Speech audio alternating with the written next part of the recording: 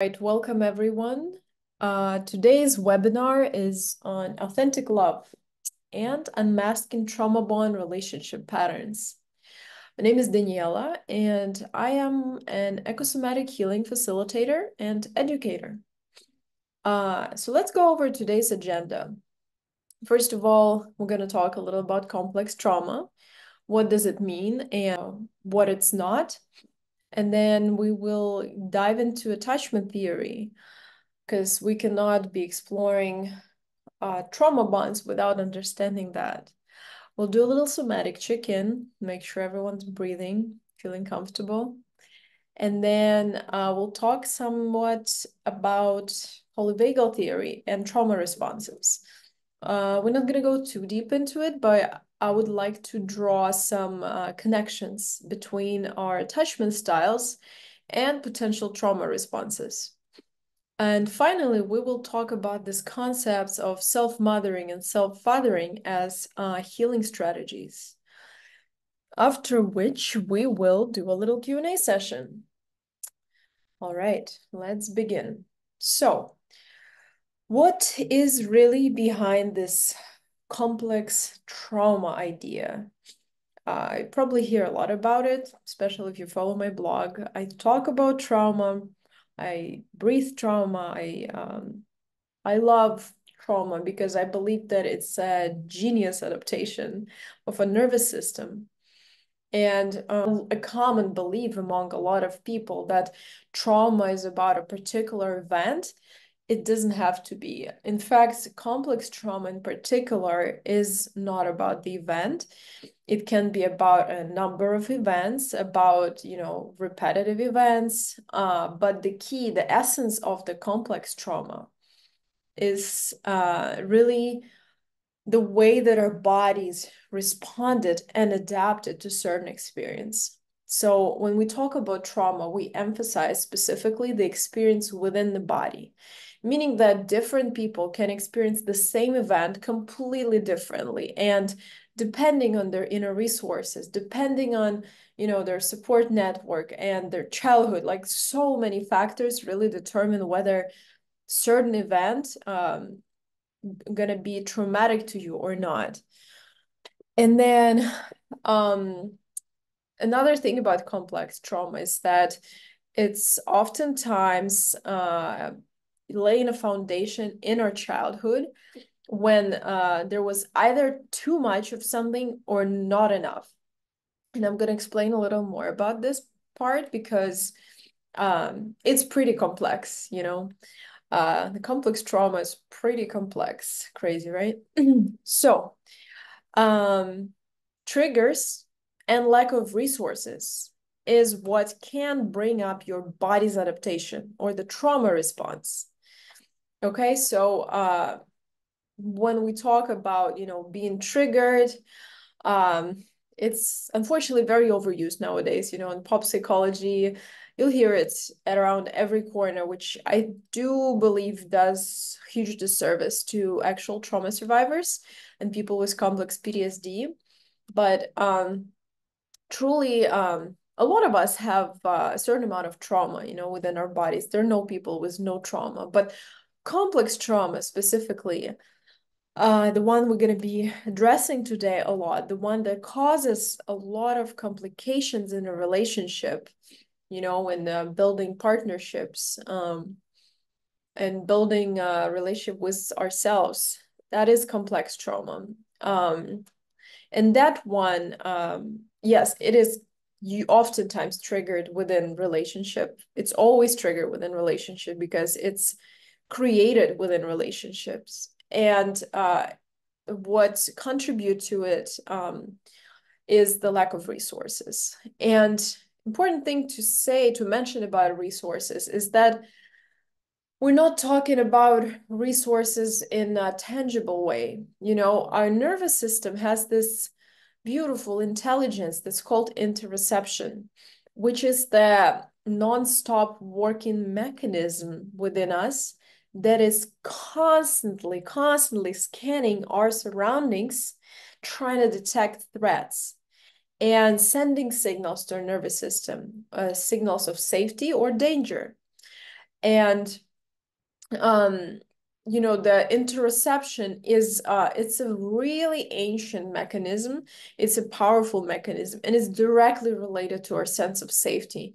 And so if the foundation of our nervous system isn't very solid, if it was forming in relationship and attachment to a caregiver whose nervous system wasn't very well regulated, wasn't very flexible, it's likely that we will be more prone to being triggered. We will, read more cues of danger than a more regulated nervous system. And that we will be lacking of internal resources and external resources. So interoception, once again, it's think about it as a perception. I think that's what it's actually derived from, right? But perception is something we can tangibly, see and understand. While interoception, it's this um, very subtle mechanism that is reading, facial expression, the volume of people's voices. It's almost like, that expression when they say you have your eyes at the back of your head. And we're going to talk more about that quality, but interoception gives you that ability, to sense your environment to an extent where there are things that, might not be seemingly dangerous, but for some reason you're feeling this unease, your trauma response is being triggered, and you might not even be able to put your finger in it. It is because your interoception detected something, within the other person. It's when we ask, oh, are you mad at me? Because this trauma response was triggered, and someone's sad face is reminding us of, our mother's sad face, who was so absent and with whom we never were able to form that secure attachment. With that being said, we're going to talk about attachment theory. So I'm not going to dive into the whole history behind it, because I think what's more important is to talk about the types of attachments that exist out there. And, we only have an hour. But the idea is pretty simple. So attachment theory is a psychological concept that explains how the bonds of connections formed between infants and their caregivers, usually parents, at least one. Having at least one caregiver is very important to form child's emotional and social development in a healthy way. And so attachment theory suggests that the quality of this early relationships shapes how individuals relate to others throughout their entire lives. And so when we talk about attachment theory, there are usually four categories. And I'm going to rule out the secure attachment just because I don't believe that it exists, that like there is a person in this world who has a purely secure attachment and nothing can trigger their insecurity, their anxiety, their avoidance. It's not realistic. However, it's a spectrum. So just know this, four categories are not just, like a typology you can subscribe yourself to. You can find yourself in these different expressions in various relationship in your life, okay? So as I'm moving forward, I invite you to think, perhaps about your patterns within your romantic relationships, perhaps your patterns within your friendships, with your work colleagues, and so on. And remember, keep it in mind that this is a spectrum. So let's start with the anxious attachment, or preoccupied. There are different names, but I'm going to refer to it as anxious because anxiety is a main symptom for this attachment style. So what kind of upbringing leads to anxious attachment? Usually it's mother or father who cannot meet child's needs consistently. And when we talk about children needs, I'm not talking just about basics, food and shelter. I'm talking about their emotional needs. And that's when it gets tricky and complex. Children, since they're out in the world from their mother's womb, they require a particular amount of touch, of being held. They require attunement, they require co-regulation of mother's breath, mother's touch, mother's heartbeat to theirs, so they can develop a healthy nervous system.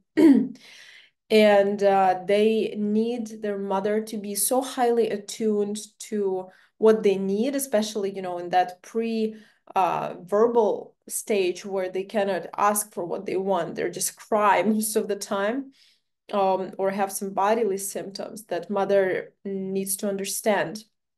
And further on too, there is a particular quantity of support the child needs as it develops, as well as independence, like a different type of support, where you just let them do their thing, and you support them differently. You don't do things instead of them. You're present, for example, and you are cheering for them, but you don't get involved. So things like that. Needs is just a complex concept. That's why I'm wanting to pause here and explain that. So somebody who has anxious attachment is likely developing this hypervigilance. And so early on, when I was talking about that, third eye at the back of your head, is one way to explain hypervigilance. It's basically feeling like you're always on guard, like you're always sort of trying to read people's faces, their moods, the energy in the room. It's this it's concept of empath that is so also overused, and oftentimes actually referred to someone who's hypervigilant. Um, Someone who's seeking reassurance, from the outer world that everything is okay, that's how that anxiety manifests if the parent wasn't able to consistently meet the child's needs. And so people with anxious attachment will oftentimes have this huge fear of abandonment that will dictate a lot of their behaviors and impulses within relationships. It will be someone who's struggling to set boundaries, and someone with so-called external locus of attention. So like, uh, I'm observing you so I can make sure that you're okay, and then I am okay. It starts with person on the outside of me. It's not about me. And there are ways to work with this attachment style, to heal it, to move more towards secure attachment. And some of the techniques would be specifically learning to self-soothe when you are alone, right? So when you're not surrounded by people, because it's really hard to work with that external locus when you have anxious attachment. So and it's easy to get lost in other people, and that's why learning to be with yourself and self-soothe and support yourself and notice that anxiety is very healing. And also another way that probably use less in my work with clients, because to me it's more of like cognitive behavioral style, not a somatic style, but still it will do. um it's challenging any irrational thoughts. So for example, I'm looking at someone and I'm assuming that they're mad at me because I did something wrong, and I'm gonna challenge this thought by doing a reality check and actually try and name some facts. Did they say that they're mad? Did they, express it in any way? Like, is there actual factual footage, of any evidence of that? And I believe that if you choose to walk down this path and work with your thoughts, that you also observe your anxiety on a somatic level, just fortify it with more tools. and help yourself to ground, to soothe when you notice that coming up. All those thoughts that anxious person usually have are all around the fear of abandonment in like the zillion different forms and shapes, but it's always coming down to this fear of abandonment. It's the greatest fear, it's something that they experienced a lot as kids. And so another instrument that anxious folks can work with is self-compassion. And I'm going to talk more about it. It's a skill. It's definitely not something we're just born with, especially if we have a insecure attachment style, one of these three.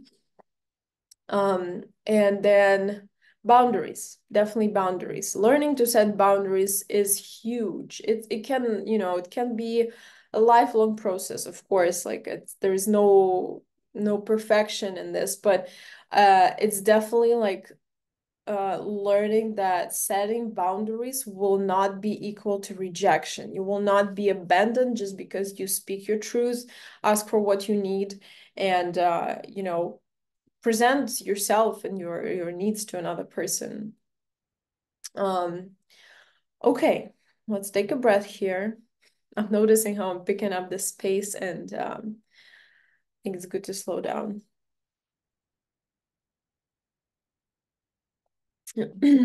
Next, we're going to talk about folks with avoidant attachment style.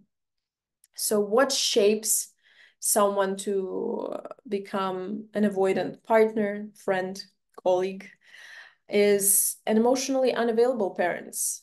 So parents who cannot be present with kids' emotions. And these kids usually experience so much rejection, micro rejection of their feelings. They might be told that, crying is not cool, you shouldn't get angry, you shouldn't this, you shouldn't that, or just never modeled on how to do this and why, and like that having emotions is very human and important and healthy. And so what end up happening, those kids learn to suppress their needs, their emotional expressions, because emotions are always signals for our needs. And they are oftentimes those kids who are praised for being so adult for their age, so independent. But what happens truly is that they choose connecting to themselves and disconnecting from the outer world because there is no soothing there. There is no possibility for, actual attachments, safe connection. And it's tragic, because behind that choice, there is so much grief. There is so much of that loss that they've re-experienced again and again that needs healing. And as partners in adulthood, usually these folks will be avoiding intimacy, avoiding vulnerability, and having really hard times expressing their emotions. And so what's healthy for them is, when they go in therapy to go over all those experience that they can remember where they felt rejected with their feelings and emotions, where they experienced different types of loss, and learn self-regulation, but not on their own, right? Not like anxious person who is struggling to be alone, but learn self-regulation around intimacy, around the discomfort that intimacy triggers. Gradually, very gradually learn some grounding, do some journaling to observe their triggers and do it in a very, very gentle baby step way. So then they can challenge this avoidance, but in a safe environment.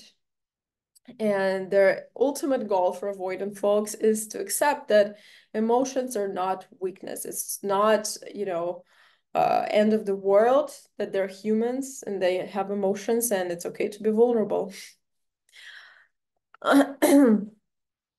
And finally,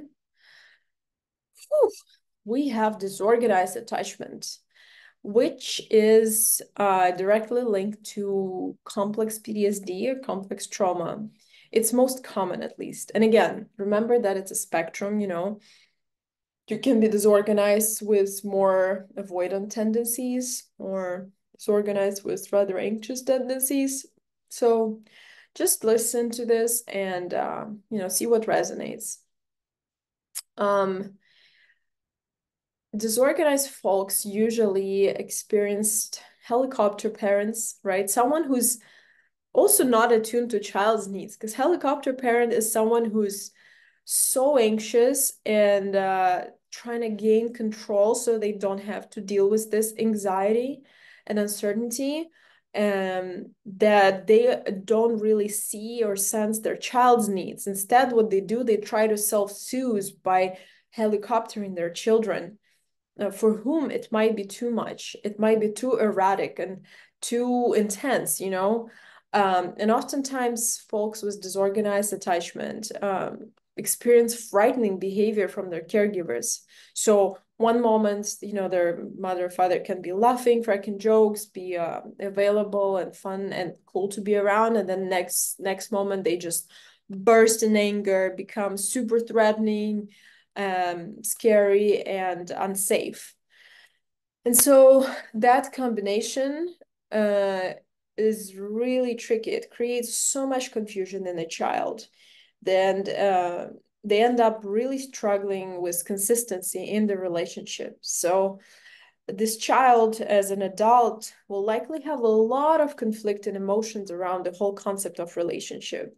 They might be swinging between anxious and avoidant. They might crave connection and just like enmesh, dive straight into it. And then when any signs of vulnerability or, conflict, which is also a form of vulnerability, can come up, they just freak out and they cut off their partners, they push them away, they sabotage. So things like that. Really chaotic. That's another word for disorganized. So what can be helpful here is trauma therapy and learning skills to manage those conflicting emotions. DBT therapy is also great. All the somatic techniques, because they're usually trauma informed. And what's important for these people is to learn how to reduce their impulsivity, because their behaviors are driven by this, fear as well, and impulsivity. So ground themselves and, maybe do some journaling as well to explore different triggers and patterns. Because of how confused they are, they usually don't see those patterns, and learning, which situation do I react this way, to which situation do I act this way, can be really helpful. And finally, learning self-compassion, like anxious folks, and forgiveness, like avoidant folks. So the combination of those two, some for me, some for you. So this will be it for these three attachment styles. The fourth one is secure, but like I said, I think it's a bit of fairy tale-ish. So it's definitely an ultimate goal, but there is no goal. It's work in progress. So we all crave safety, and the idea is to get there by learning what safety is, even if we didn't have those experiences as kids. Um, Now we're gonna do a little somatic check-in. Just check in with yourself. Yeah, maybe exhale and notice your feet one more time. Maybe ground them a little more into the surface that's supporting you. Notice your belly. We're just going over the major bodily um, stress responders, right? These are our vulnerable places that could tense up whenever we think of something that could have been traumatic. And I'm sure we've been doing some reflection in the past 20 minutes, right?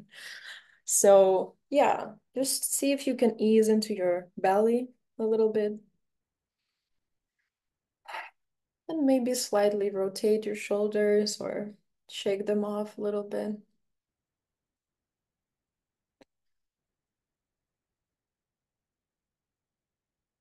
Exhale. And sorry. Notice your jaw. Yeah, let it be loose for a moment.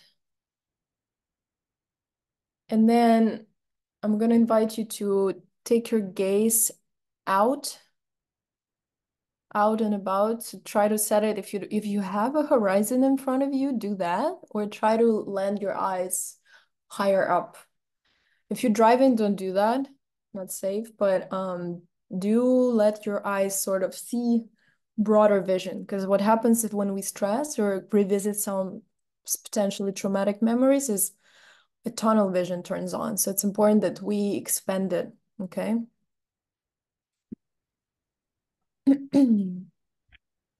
All right. I'd like to always talk about polyvagal theory. Very simple terms. We're not going to dive deep into it, but we are going to talk about what kinds of trauma or stress response are typical for which attachments. Um, and I'm going to speak from my experience, okay? So social engagement system or our ventral vagal state in our nervous system is corresponding with safe attachment. Yeah, as you see, it's safe connection. It's when we feel calm, regulated, playful to have a healthy balance in our interactions, you know, between attention to ourselves and attention to others. We feel resourced and resourceful. And then there can be some energy of sympathetic nervous system here. There can be a bit of that like uplifted, excited energy, and the contrary, you know, like calm, parasympathetic, relaxed energy. But then when we are out of ventral vagal state and in our sympathetic response, when we're mobilized, when we're in fight or flight, um, we usually respond to cues of threat or danger, right? When I was telling you about interoception, our nervous system scanning our surroundings to evaluate how much safety there is or how much danger there is. If it's happening, you know, often, if we're in a chronic state of dysregulation, if we have complex trauma, we might be experiencing this mobilization when it's not appropriate to our actual surroundings. You know, we might get triggered and respond to something that's in the past, right? So that's why we say the trauma lives in the body, and the use of actual safety can be misread, and send us straight back to those past experiences, remind us of those wounds. Like I was telling you, you know, the most simple example is seeing someone's face that's mad or upset and remembering that, you know, father that used to lash out and be so intense and threatening and have that anxiety coming up and wanting to run away. So that would be a flight response. And it's usually pretty intense in relationships when that response shows up. And fight or flight is usually common for people both with anxious and avoidant attachment. I'd say that avoidant people, in my experience, usually tend to flight. They want to run away, they want to step away, they need space in, you know, conflicts or any heated situations. And then folks who have anxious attachment, they tend to go towards the threat. You know, they tend to fight, or they can also fawn, which is not here. It's a more developed trauma response that's it has a mix of different nervous system states, but it's about pleasing the partner. And it's also about kind of going forward and, you know, completely abandoning yourself and trying to guess and understand what your partner wants. So that's the anxious type. And then disorganized folks, they often tend to freeze. So immobilization is the freeze state. It's when threat feels so life-threatening, right? And let's just remember that people with disorganized attachment, then they did experience their caregivers as someone who is life-threatening because of that unpredictable behavior, because of that mix of, you know, fear and safety that would constantly, you know, switch. Um, And so there was no way to run away. So they had to learn to navigate and manage those times and stay near the caregiver who was, threatening, because it was also their source of life, their source of love, and their survival. So disorganized folks are usually the one who tends to immobilize, to collapse and shut down, and they tend to feel despair, hopelessness, and develop some unhealthy coping behaviors. Now, let's take another breath and, just find your back here.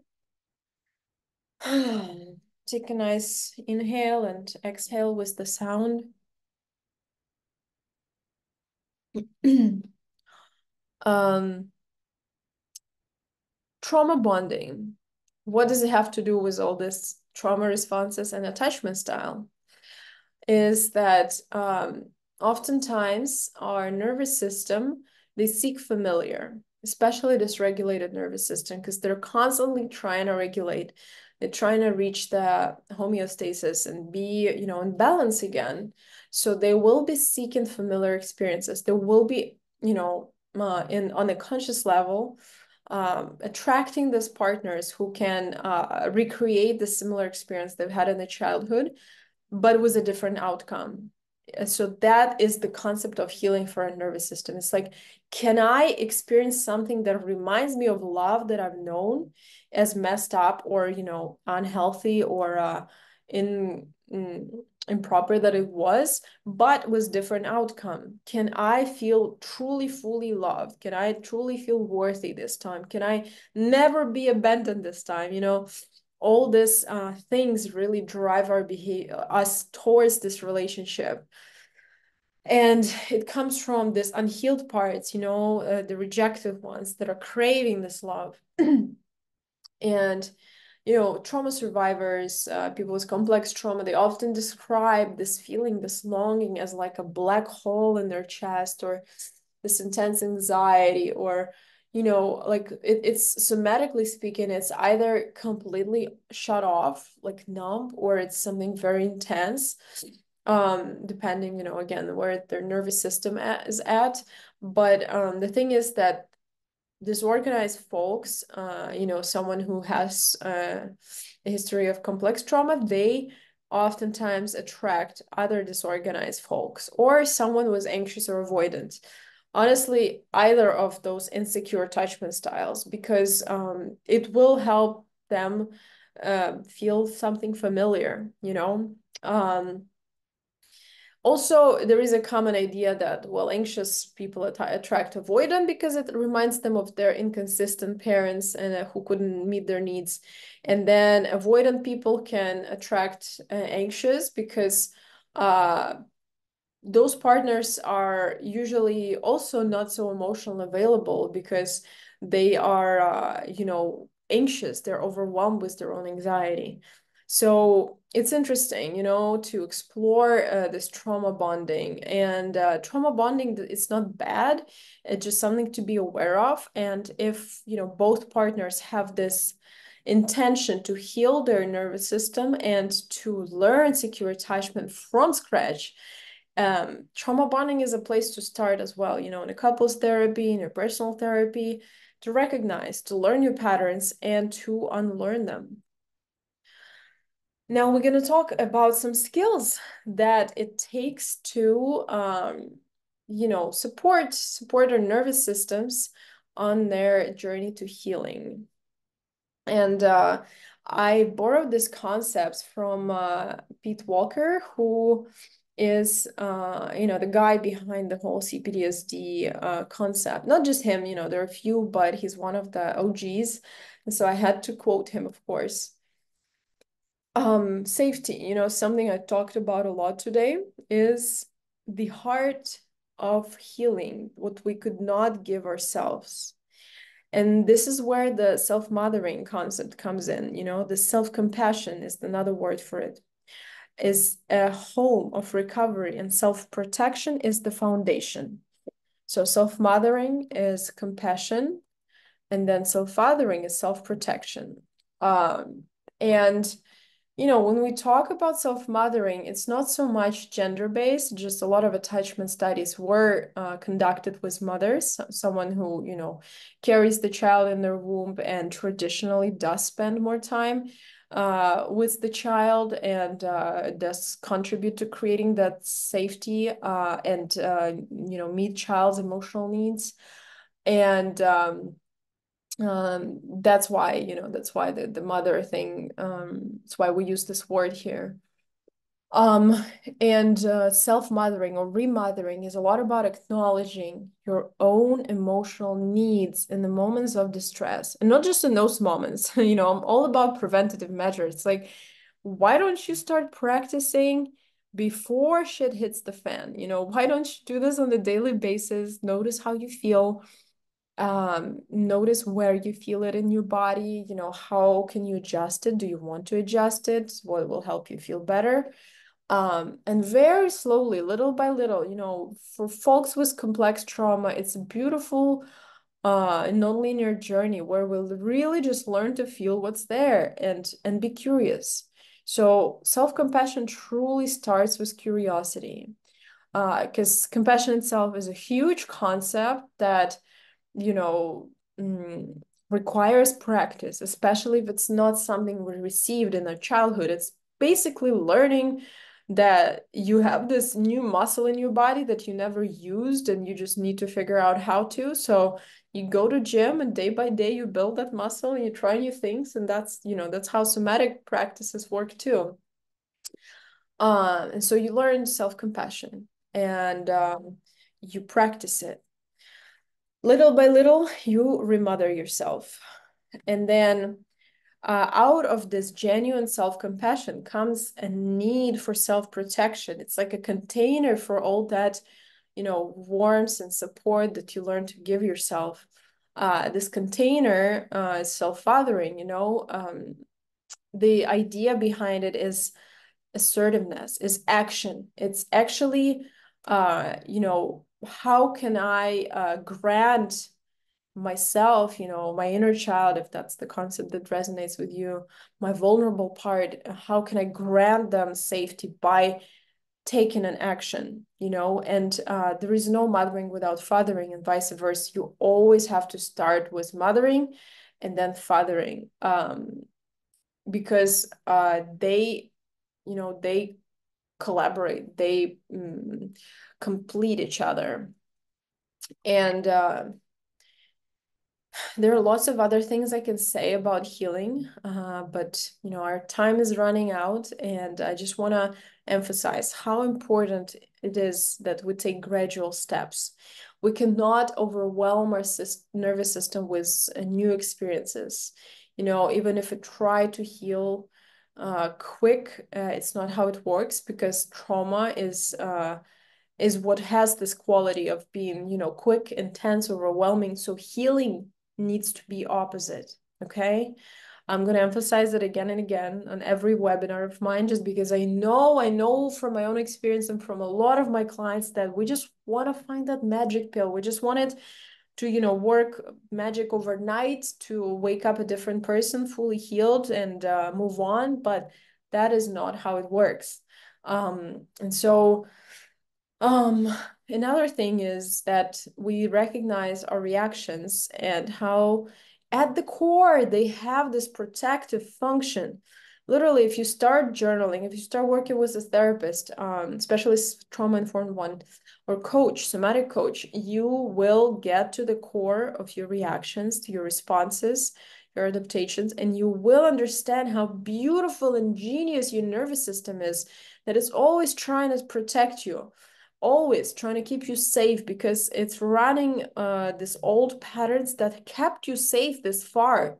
This is why you're alive. This is why you're here sitting watching this webinar, is because your nervous system kept you safe. You might feel otherwise, but just take my word for now. And maybe some of you already experienced it. Let me know, by the way. If you know what I mean when I say that every part of you, every reaction has the idea to protect you. Now, when I say parts, I really mean it. We consist of various parts, and there's this beautiful method called internal family system or IFS that works specifically from that paradigm. So if it's something that, resonates with you, can definitely explore if you feel like you have a lot of inner conflicts and all these parts that cannot make peace, it's worth exploring. But for now, I'm just gonna tell you this, that it's important that you meet every single part of you with compassion because they make you whole. They might feel, unreasonable, overwhelming, stupid, this and that. But when you get to meet them, when you get to be mother to them, all of them, magic happens. When they're seen, when they're not rejected by you, they start transforming little by little. They start experiencing safety that was never there before, most likely. And so, one way to build this, like I said, was the preventative medicine, the ongoing somatic practices, because it helps you build resilience. It helps you build this awareness of yourself that you can apply eventually in all the conflicts and heated situations. And when you triggered, um, so balanced with ongoing trauma education, practice balanced with education, very important because it's always developing. There's always new things coming out, but generally, there is already enough knowledge out there on nervous system functioning that can help you heal. Um, and I'll gladly share some more resources with you. Just send me a message after this webinar if you would like to get an extra resources with articles, movies, books, just anything related to this. When I say trauma education, I mean it, and I'll gladly share some resources. Okay, it's time for Q&A. And invite you all to unmute or whoever feels like it. Um, whoever's left here. Oh, everybody's here. Nice. Do you have any thoughts, questions, ideas, intentions? Yes, I think I have a question. Um, for example, you said it was a spectrum, right? So can you have like all qualities of like all four states, or is it more common like when it's just two combined, like anxious and avoidant, for example, or what is like the most common? I'm pretty sure you've mentioned it, but like I would revisit it for myself. Yeah, so the combination of anxious and avoidant is usually that is, more on the disorganized spectrum. Um, and the most interesting thing is to like explore what triggers my anxious part, right? And what triggers my avoidant part. And yes, there can be the force component, like some of that security is definitely there too. So maybe you can see like, okay, what if like my secure attachment shows up in my work relationship, but not so much in my friendship. Maybe in my friendship I'm more anxious, or like in my relationship I'm more avoidant. So it's really, yeah, like that, format versus type of attachment is curious experiment. I have a small question. Can you have different types of attachments to different people? Yeah, yeah, totally. It's like usually the person that has, this particular attachment can trigger something that's rather opposite. Or, like I said, like somebody was disorganized can trigger your disorganized attachment, and just like the different parts of it. So yeah. Yeah, and it's interesting to, if you really want to go deep on this one, maybe, neural therapy or in your own like journaling, see, okay, who does this person remind me of more? And that person they remind me of, like, how did I learn to adapt to them and why, right? And like start differentiating them a little. Gotcha.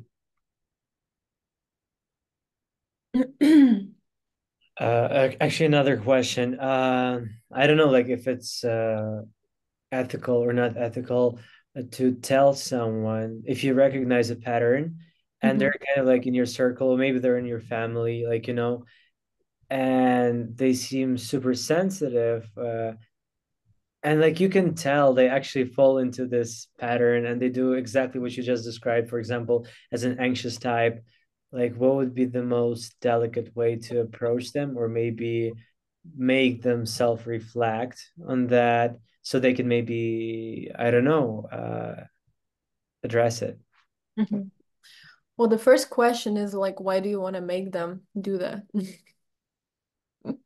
It's a good question. It's a good question. I think just out of compassion because you believe like it might improve their quality of life, or Mm. maybe just recognize these patterns in the older version of yourself, and you kind of want this person to evolve because it's gonna improve their quality of life, and you kind of like they're close to you, so you want the best for them, just like we want the best for all of our friends and like loved ones and family. And here you kind of like want to point it out, you know Yeah, uh, yeah. No, totally. It's can be an act of care, support. And if it is invited and if, it seems like they're curious on how to do it differently, or maybe they're dissatisfied with how they're doing it. I do believe that like storytelling has a healing power. So when you said that, well, it's like my past version of myself that that could help them relate, and feel safe. Because sometimes when people think that feel like you're trying to fix them, they could experience that as a micro rejection and get defensive. But when it comes from like your personal experience and like, you do the storytelling, sharing can really help them feel like, oh, I'm not alone in this. And I'm witnessing someone who were able to find their way out of it, who were able to do things differently, you know. Or you can give them my webinar. Perfect. На правах рекламы. I'm imagining that two other participants are probably multitasking, which is okay. No No, judgment to that. I'm not. Okay, I have a question. How did you start discovering your own pattern and realizing what attachment style you were falling into? Hmm.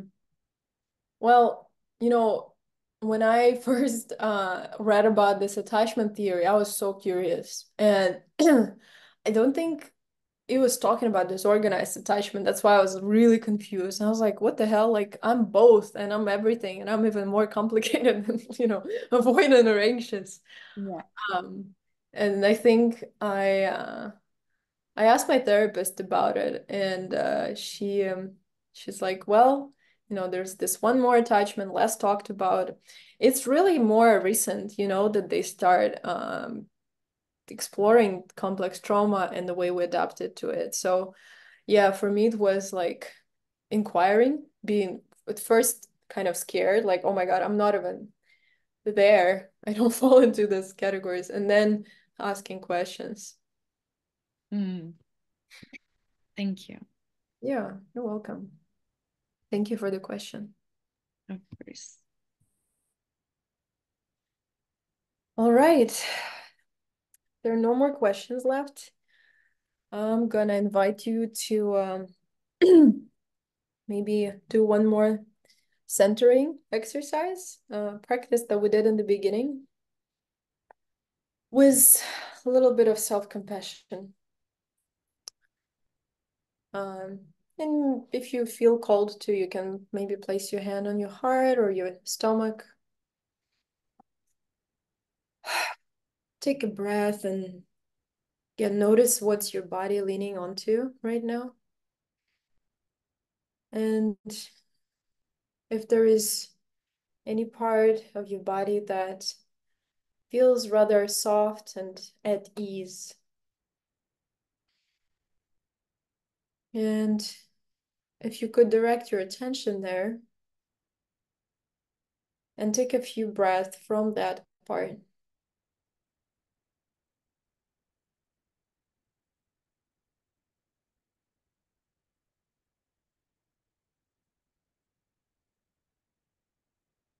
And by just being present, try and expand that softness out in your body.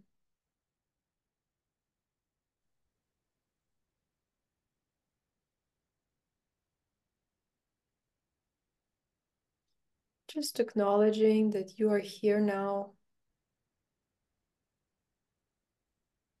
and that you just received a lot of information, and it might have brought up some thoughts and feelings, some curiosity, maybe some discomfort. And by simply breathing, you can just make space for all of it. And that you don't have to figure it all out right away. And you are perfectly okay where you are at in your journey right now. And just find gratitude or simply acknowledgement for showing up today.